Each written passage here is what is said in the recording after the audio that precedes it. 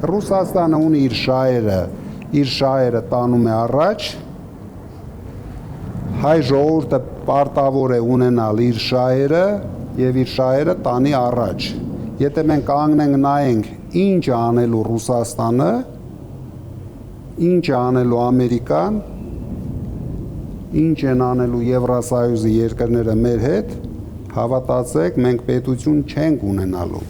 Մենք պետք է ստեղծենք առաջի հերթին ուժեղ տնտեսության պետություն։ Մենք միջև չստեղծենք ուժեղ տնտեսության պետություն, մենք կախված ենք լինելու ոչ միայն Ռուսաստանից, նույնիսկ Մոզամբիկի պրեզիդենտը եթե չճանաչի, մենք վտանգ ենք ունենալու։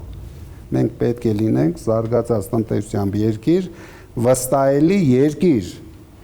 բոլորի համար։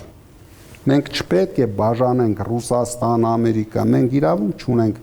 այդ խաղերին մասնակցենք։ Ինչ գործ ունենք։ Ո՞վ է մեզ ստիպում, որ գնանք մասնակցենք։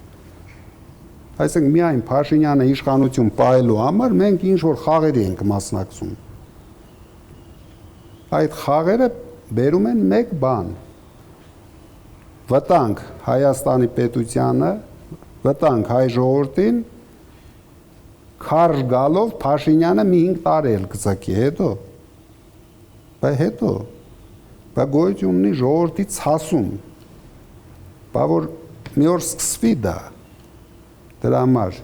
մենք իրենց համար շատ լավ պայման էինք, խելք ունենային,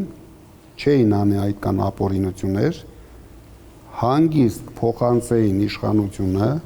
այն ուժին, ով արժանի էր եւ ով կտաներ այս երկիրը զարգացման